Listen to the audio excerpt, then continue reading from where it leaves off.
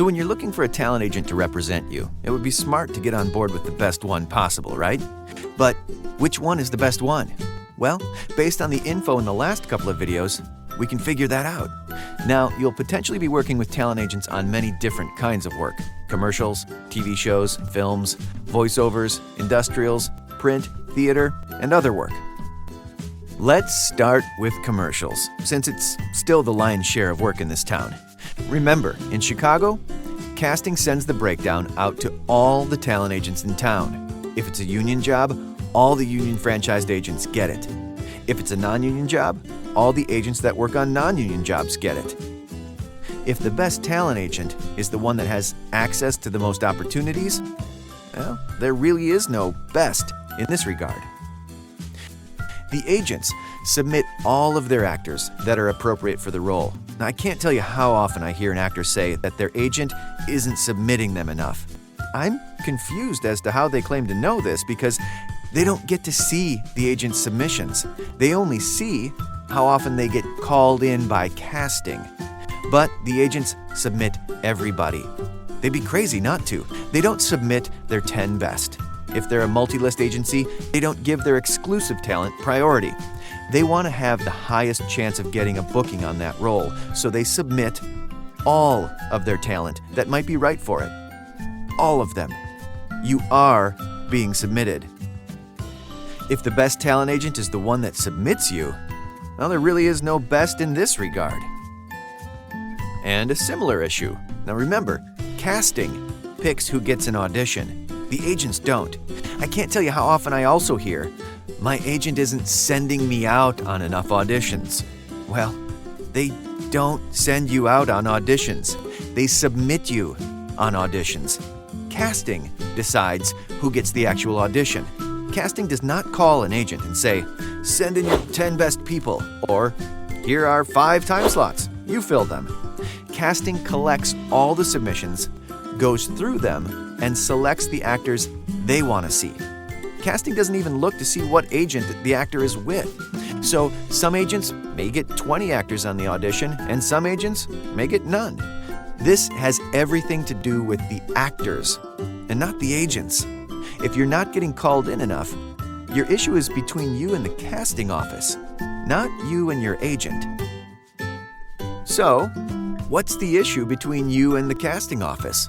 Well, if you haven't been called in for 2 months, it could just be really slow. 6 months? There could be an issue. If you haven't met that casting director more than once or twice, it could often be an ineffective headshot. Or if you've met them several times and still only get called in very rarely, sorry to say, but it could likely be an acting issue. Even a small issue is an issue. We'll look at ways you can bolster that relationship between you and casting in a future video. But one way you can start now is acting classes. Seriously, better acting gets more auditions. It's not intended to be a shameless plug. It's intended to be a helpful plug. Anyway, back to the agents. You'd probably like to know which agent is going to get on the phone and actively pitch your brilliance to the casting director more than the others. Honestly, and the agents will bristle at me saying this, in my experience, none of them. In my years of casting, I did have plenty of these conversations with agents, but they are far more seldom than actors think. And there certainly wasn't one agency that did it more than others, and there wasn't one agency I would listen to more than others. The agents in this town work pretty heavily on volume. There aren't as many huge paydays in this town as there are in, say, LA. Chicago agents have to book a lot of their talent on a lot of different jobs. So they are busy. They do a ton of work for not a ton of pay, and frankly, don't have the time to be on the phone promoting individual talent for regular everyday commercial or TV roles. That's usually saved for only the big stuff. 97% of the auditions are not what would be considered the big stuff. The agents do go to bat for you. They do make calls and promote individuals, but you'd be hard-pressed to find one in town that markedly outshines the others in effort or prestige. So, as far as commercials go, there's really not one agent that's better than the others. Well, what about for film or TV? Okay, for most stuff that's being cast in this town, it's pretty much the same story.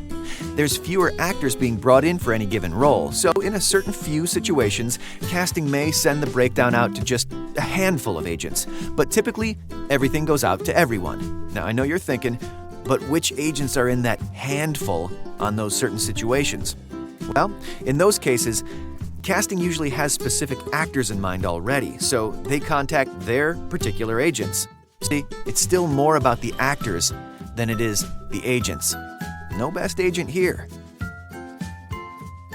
Now, where access to opportunities start to differ is when your agent puts you on tape for TV or film projects that aren't casting in Chicago, and when you're looking at voiceover work, print work, and some industrial or non-union clients that like to forego casting directors and one-stop shop directly with a talent agent. Voiceovers, industrials, print, and small non-union jobs are each kind of their own beast, so they really shouldn't be included in your criteria for best agent. And honestly, you might have one agent for print or voiceover and an entirely different one for on camera. When you're ready to consider who's best for you in these regards, you'll probably be able to figure that out without this video. Agents putting actors on tape for projects casting in other cities is very dependent upon the actual actor. All the agents do tape submissions, but they don't do these with all their actors. So don't worry about that until your acting chops warrant the worry. Okay, so there are some places where you can find differences between agents, but those places, it gets so muddy that it's not worth taking them into the main equation.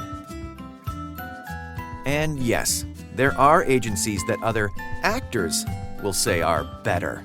Yes, there are some agencies that will have more actors that you might recognize. And yes, there are some people out there that find it important to wear Canada Goose jackets. But the important thing is that you, number one, have an agent. And number two, have an agent that you like.